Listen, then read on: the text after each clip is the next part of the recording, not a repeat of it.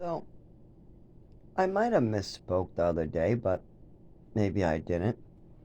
There are many times where I've found money on the ground. Many, many times. I've found lots of stuff on the ground. But there's two big scores, one for 40, one for 80, that both happened almost in the exact same spot. One happened in front of TD Bank in Lowell, right near the trash can. Well, not near it, in front of the benches, and there's a trash can on the other side of the benches.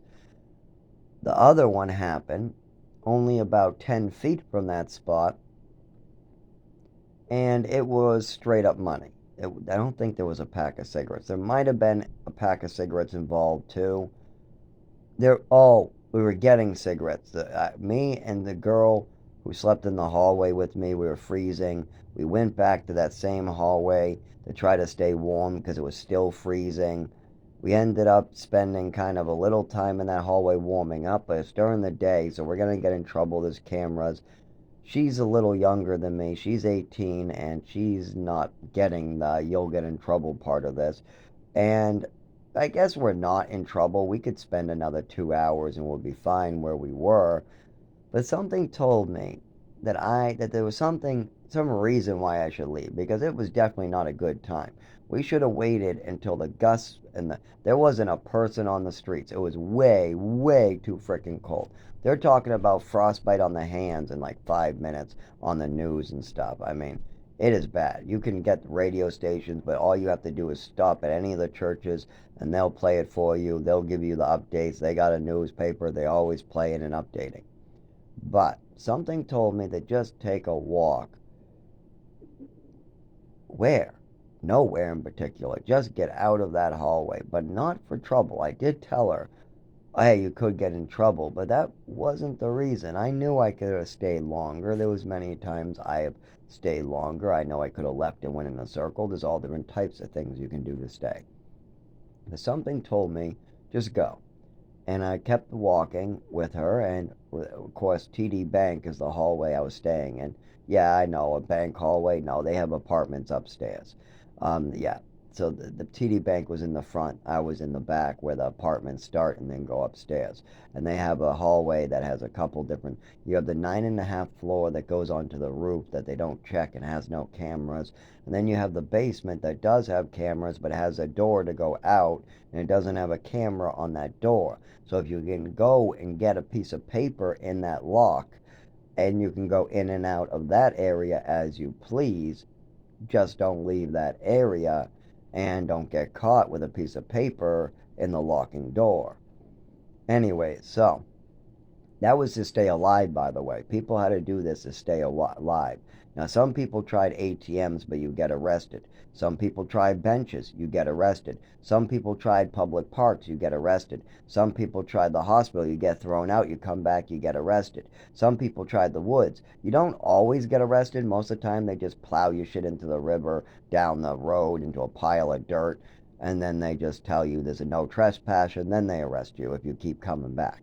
So there's not many options during freezing cold weather. Now the shelters, they throw you out if you have disabilities that aren't documented or if you have anything in your system that isn't documented. So if a doctor in the emergency room gives you Ativan for a seizure, or if you come out of a rehab on Suboxone or methadone and you don't have any paperwork, you ask for the paperwork, they said it was there, you go in the shelter and they say this isn't good enough. What are you going to do? Go all the way to Boston? How are you going to get this paperwork? And a lot of these people are useless. If you're a young kid homeless, they're useless. If you're a disabled person with paperwork, then you get a social worker. But if you're not a disabled person, you don't take precedence in these shelters. They got elderly people and disabled people that come first. Way come first. Then you got the gang members that try to live there once in a while, but they usually have a bunch of problems where they get thrown out. And then you got the normal white kids who just have problems and they get thrown out on their asses. So you got a lot of shit like that going on. So what do? You just survive. You go into the woods, you make a fire to stay warm, you go into a hallway, you keep it moving, and you get as much sleep as you can in 4 hour increments. It's the best you can do to stay alive while out in that situation. What in my condition, I couldn't survive it now, And that's probably what they're going to ask me to do, is they're going to push me off the grid because I'm disabled and hurt, and they're going to try to kill me through all different types of means, from exposure to refusal of services to systematic failures and abuses, all of it combined with other gang members and people's choices, as well as other people trying to suck me dry and make money out of me. I won't survive. I won't live to see 40. I won't live to see fucking 35. No way. I'm 32 now, but I've gone through some shit. Oh, speaking of going through shit, I got a lot coming up. Yeah, I'm gonna be dead for sure. Yeah, there's no way. Unless my family got involved, and heavily got involved at this point. They could have just gone along with my plan to work with Rochester doctors up here years ago. Not now. There's no way the doctors can do shit to help me with them being so fucking caught up in saving money, the eviction, and all this fucking mold shit in the apartment, and my father's and mother's lives for years. And now we need a new apartment to get mail at. We need a new phone. Well, actually, I can keep my phone line. And we just need it to be someplace where it's not Frisbee, Wentworth Douglas. I mean, I can still see my neurologist, but it's probably better to get another one. But my primary care is useless at this point. My GI is pretty useless. I'm having trouble just getting surgery ordered for hernia, or even getting a simple x-ray looked at. Just all of it has been ridiculous with these people. But that's understandable when you have a father going, he's trying to show his testicles for fun. Oh, sorry. The father's going, he's all doing it for fun. The kid's doing it to make up stories. He's out to get us. That's all it is. It's all a fantasy. He's mentally ill. Don't listen to him. It's a waste of taxpayer dollars. It's a red herring. When he says stuff like that in the 25 years, he's a liar. He makes stuff up.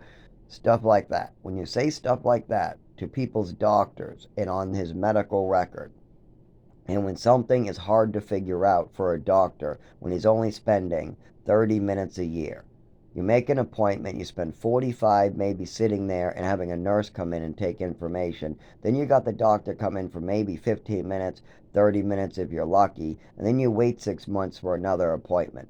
So if you're getting phone calls or information on the record that's like that from your father and some of your other dead relatives, like your mother who was completely bonkers nuts, of course you're going to have problems. So getting them to do the right thing when I moved up here was hard enough. Now I have to get them to believe me too. What do you think I am? A fucking billionaire? You think I can drive around the Texas, New Mexico, all around getting proof for everybody? There is proof. You can go get it. You have a car. You're an adult who can drive. You're somebody who can. Oh, you can't bring me. Then what do you want me to do about it? I just told you I can't drive because I'm disabled. I just told you that. Now you want me to hop in a car and drive someplace? Now you want me to grow wings and fly? Is that it?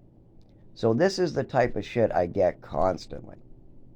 And I'm dead now. I'm a dead man. Not because I can make any choices. Not I didn't choose for my mother and father to lie to doctors for 25 years and continue trying to do the same thing they've always done. I did not choose for them to do that. I chose to go to the doctor, tell him when this epileptic seizure movement problems with my speech started.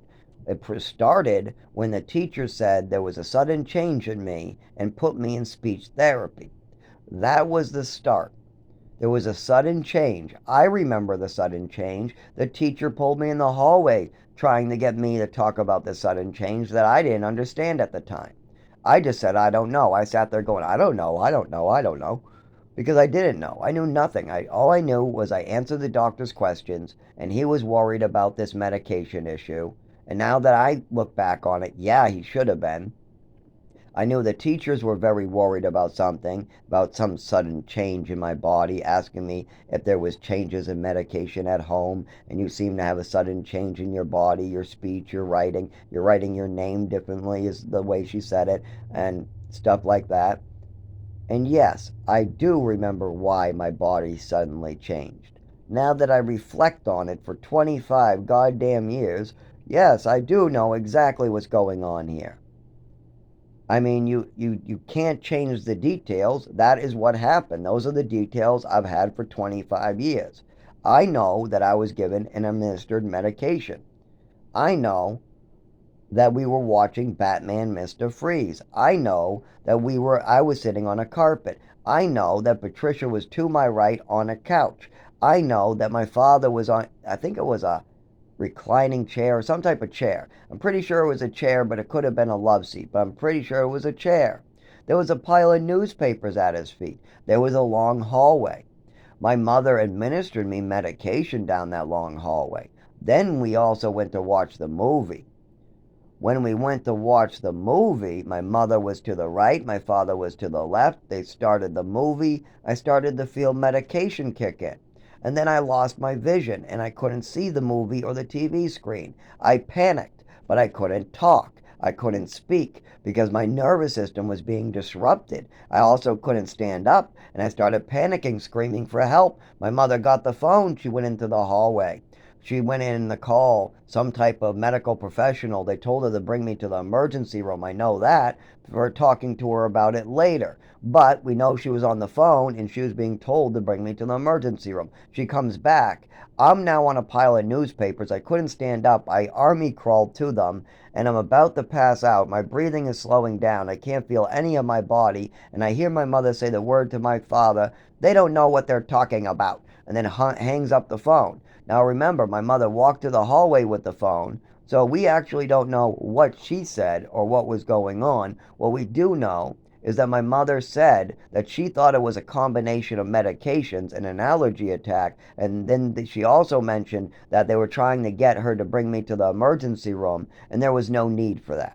Meanwhile, I'm sleeping off an overdose on a pile of newspapers because my mother once again drugged me to get her way so she could change the TV station. That's exactly when I was passed out what they did. They turned off Batman Mr. Freeze and changed the frickin' TV. That's all it was about for my mother. She didn't want to sit for 2 hours for watching Batman Mr. Freeze. She made that clear many other times that she does not want to sit through bullshit.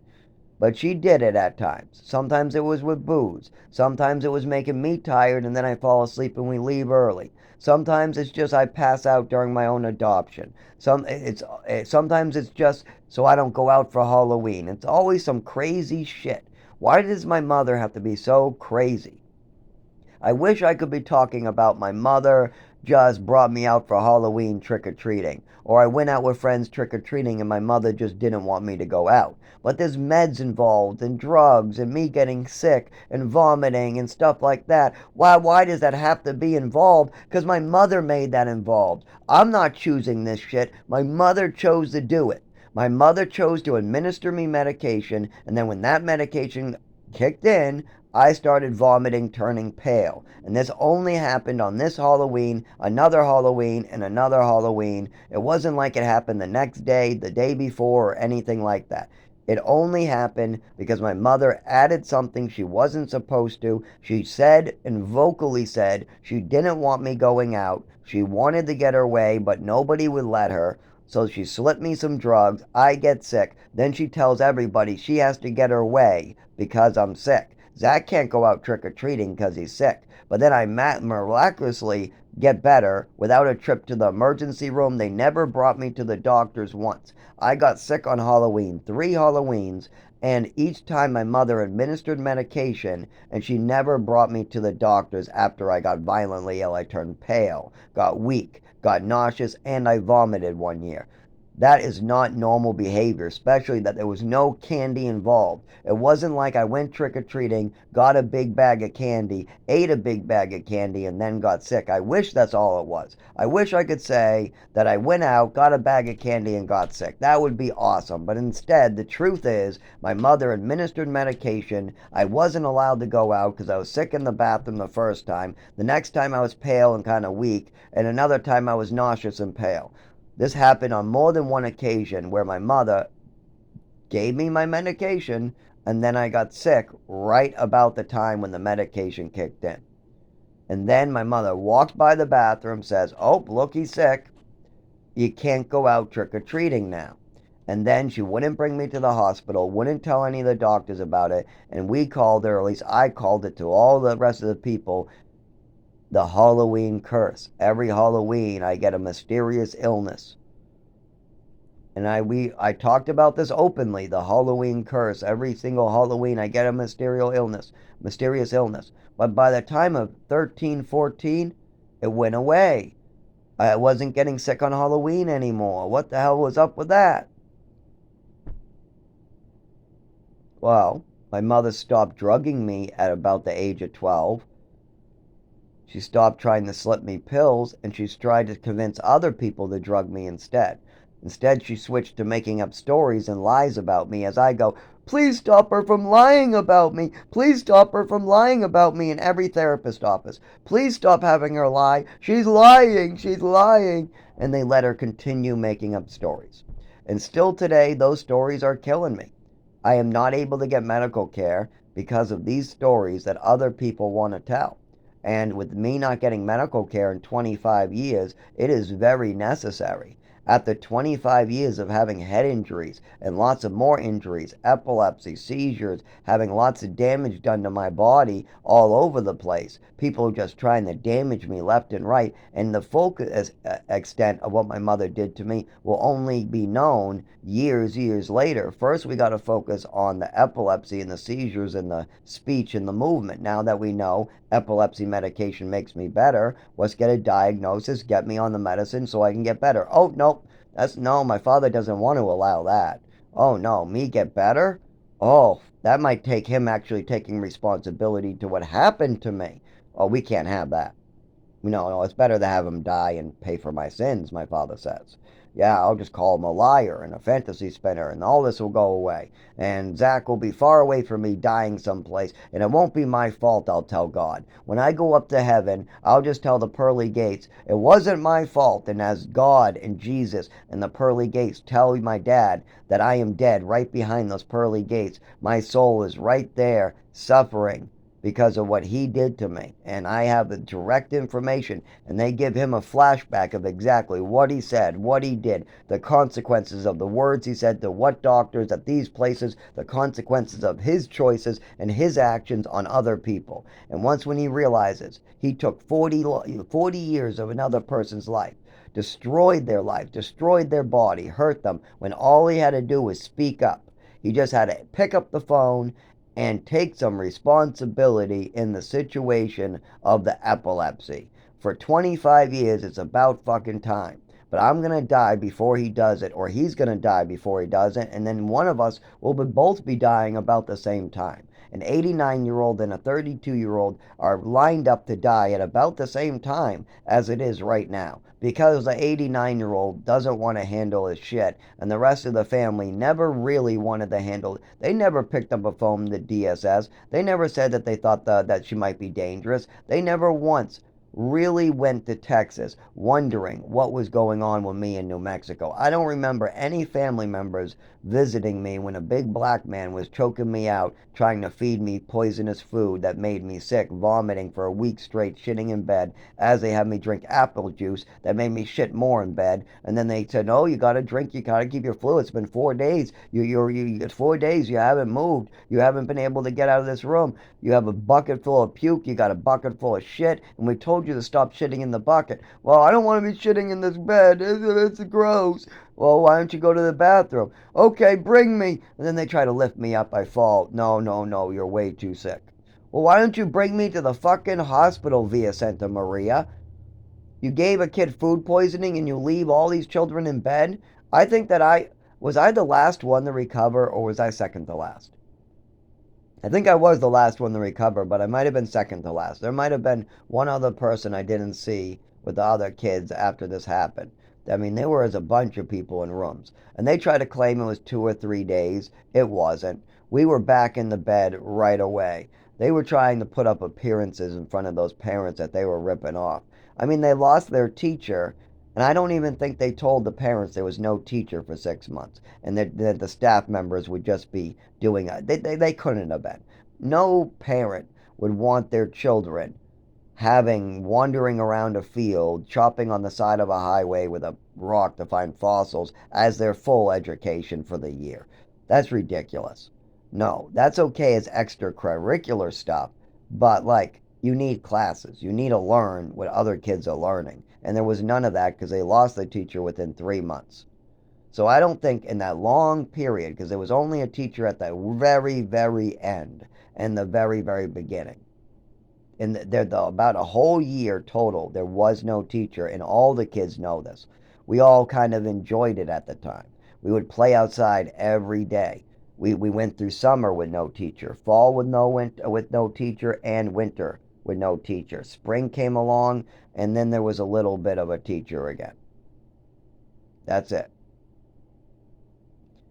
And so, what parts were there? No, I don't remember what parts. I just remember there was a winter with no teacher, a fall with no teacher, and a summer with no teacher.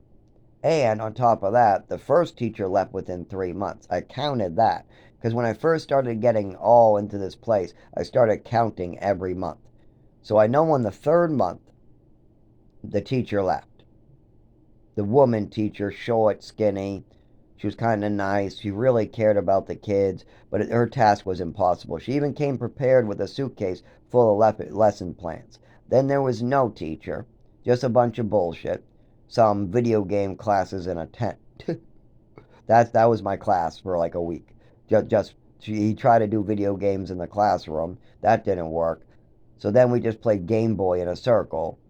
They didn't like that. So then he said he would do a camping school, a camping lesson, and they just had a nice little video game room hooked up to the camper. One of the teachers came in. Well, sorry, one of the, well, I guess they're kind of acting as teachers, so I guess that's technically, but no, this is Toby the staff being the teacher with video games. But anyways, one of the other staff members that was filling in who did the rock cutting, well, take a hammer, smash a rock, and you get a fossil. And then he brought us to a rock expo. It was a rock expo, and we got little pieces of salt rock and licked it. That one who was trying to be a teacher by bringing us to a rock show and having us chop rocks, she thought that that was not good, having a video game class. So she came in the tent, saw this, and then complained that video game class was no good. So these staff members were not teachers, but they were filling in. And that was for 9 or more months for sure. Now, if I talk to my father about my education, he'll blush, turn pink, and go, "Well, I paid good money for that." And you got your money back. Now, what did you use the money for to replace that? You made a bad decision. You spent money to hurt me when I told you not to. I told you from one look at that place that it was bad.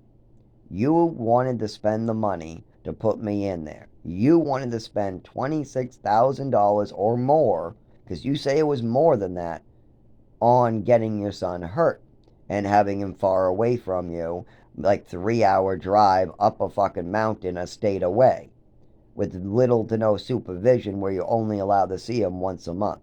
So you only saw me 18 hours in 18 months. What did you expect from this situation? Did you expect me to come back all trained like a dog? Because I was attached. If you expected me to be attached to you guys, oh boy, having your son abused in the mountains sure did the trick. You got what you paid for. But you sued them, got your money back. Now why? Why are you upset? Are you upset because you spent money and somebody took advantage of you? Or are you upset because the little orphan boy got hurt? Because that's what you're supposed to be upset about. You're supposed to be upset that Zach got hurt from your decisions, that Zach said no. And that's only one. Now Zach's telling you you're supposed to be upset that your wife lied to you and hurt him before that too. In Westford, I got seriously hurt and I now have a disability because of it. The reason why I can't drive, and I had to spend 25 years putting the details and figuring out what does it mean. I got the truth, I got the details, but what does it all mean? Well, now when you spell out the details and you just spell them out clearly, it's very clear what's going on. But when you just say things like, "I went to Texas because I wanted to go to Texas," that's it. That's all there was. That's a lie, and that is why that doesn't add up for my father. The reason why we went to Texas is because my mother wanted to go to Texas, and she got me to say yes with her. So me and my mother are the ones who wanted to go to Texas, and what my father said and knows is true. So why did my mother want to go to Texas so bad? Her husband didn't want to go. Her friends didn't want to see her go. Nobody wanted to see her go. So why? Well, I'll tell you why, because I know why. I'm the only person that knows why. She says it's for a change in scenery and she wanted a new start. Part of that is right. That is what she told my father at the time. I remember. My mother told my father there was a change of scenery and a new start. Only half of that was right. She was about to get in big trouble for screwing with my body. Too many teachers and doctors knew what was going on, or part of what was going on, and she was about to get in big trouble if she stayed in Massachusetts. So by moving me and them to Texas and burying what just happened before any doctors write anything more about it, well, move to Texas. Get a new start. That is why. And because I knew my mother, because I was there. I'm not some crazy person. My mother was crazy, and she did crazy stuff. And I'm just trying to explain that to their doctors and the people that matter, like my family. But see, every time I try to explain my mother's crazy behaviors and how that affected my behaviors, making me look crazy, they just call me more crazy. No, this makes perfect sense. If you wrote a book, wrote it in words, and you put it in order, and you put it in somebody else's hands, they will say this makes perfect sense. But if you make it in my funny talking voice where I walk and talk funny like a Stephen Hawking type person, they all call me stupid. They all call me retarded. They call me slow. Call me, and it's very obvious I am not slow if I could miss 4 years of education and still graduate high school. Most people can't do that. They can't live in the woods in the mountains of New Mexico playing with a bunch of insects and building a little log house and chopping rocks and still be able to complete high school. Yeah, there were special ed high schools, but damn, for somebody that literally redid first grade, got reevaluated in Texas. Then, as soon as they started teaching him in Texas, had to go to New Mexico. No classes in New Mexico. Getting homeschooled. No real schooling in homeschooling. That's 2 years gone. And then missing an entire another year in Chelmsford when you're living in Chelmsford because one of the schools is taking advantage of all the parents and just eating up the money to do a daycare. Literally just put the kids in a room with toys like a daycare. That's it.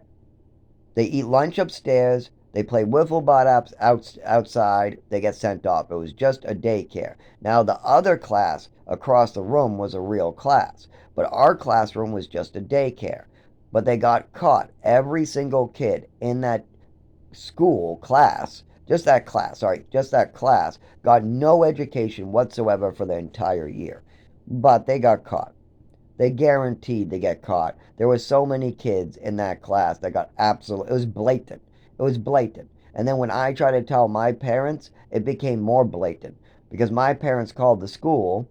And then the next morning, I was brought in front of class, and the teacher said, because Zach told his parents what was going on in the classroom, you all can't play with your toys today, and you got to sit in your desk but doing nothing. No, no classes, nothing. You're just going to sit in your desk all day, and Zach, you're to stand up in the front of the class all day. The teacher sat down at her desk for like an hour, got bored, left the classroom. All the kids left their chairs, started to play, mooning her, doing stuff, while I'm scared and like, what the fuck is going on in this classroom? And then I'm not going to tell my father and mother a third time that there's no classes. I played this game with my mother and father. I'm the one that gets called a liar. I'm the one that gets hurt. And then I'm the one who gets smacked around and drugged. No way I'm playing this game again. I've told them twice now. Once I told them I don't think there's any real classes. Second time I told them there's no classes. And they actually called the school. They actually, oh, what? Oh, okay, we'll call the school. That's not right. And then nothing from them. They didn't even have a talk with me when I came home. I was very mad. I went straight to my room. I'm like, God damn it. I get punished at school. And if I tell my parents a third time, I'm just going to get punished again and again on both sides. My mother will smack me around and drug me. My father will shake his head looking at me like I'm evil. The school will be punishing me in front of the class as we go right back to playing with toys. And everybody will just hate me for the truth that we're not having classes. We're just playing with Yu-Gi-Oh cards, action figures. This guy brought in some type of, I don't know what it was, a mini mousetrap set. Yeah, that was the only real board game I ever saw was this mini mousetrap set. Anyways, yeah, there was all different types of toys that people brought in from home, and we played them all day. We didn't even know how to read our Yu-Gi-Oh cards. We played it under homemade rules that I made up because I was the leader of the class because I had the best Yu-Gi-Oh cards and there was no teacher in the whole classroom. So I ruled the classroom for a year. I was boss, no teacher. They came to me. I was the teacher. I sat in the teacher chair. I was boss. I played Yu-Gi-Oh right at the teacher's desk. I was boss at that school for an entire year playing Yu-Gi-Oh and toys, and that's fucked up. That's fucked up. I told my parents this was going on and they think it's okay. The school thinks it's okay. They're just robbing me of an education and I'm too young to know any better. Fuck you guys. That's fucked up. So there goes another year of education and somehow I was still able to graduate high school. Now, if I was able to just get the education caught up in the beginning and graduate from a regular high school, that would be preferred than going having people calling me special ed, trying to act like it's somehow my fault that these people are stealing my education away. I'm missing over 4 years of education complete where I just played with insects outside, played with toys on a carpet, I mean that's fucked up. And this was, I mean, these schools, if my father could name all my schools that he put me in, that would be very helpful. But he's not going to do it. He's going to leave me in the dark because I could pick out the school by just typing it in a phone and looking them up to figure out which one. I know the looks of it. I know the one. I'll never forget the one that I ended up playing with toys for a year. I'll never forget the look of Via Santa Maria. There wasn't no pool when we were there. They were talking to my father how we're going to put in a pool. That's where your money's going. Your money's to go put in a pool for the kids who come after your kid. So there was none of that when I was there. We had a mud lot, one kid who brought in his own bike. We had one kickball in the beginning that popped and then they wouldn't give us another kickball. The staff members had to bring in their softball set because they wouldn't give them money for kickballs. I mean, it was so fucking fucked up at that place. And then they try to pretend like everything's rainbows and butterflies. No, you talk to the kids and the people that were there. You get us together so we can remember and talk about what happened, and then we'll all cry together as you're horrified with the treatment we received. Because all the kids in that classroom all missed out on their education, not just me. All the kids in Via Santa Maria that were under the age of 10, we all got abused. The older kids did not, but we sure as hell did.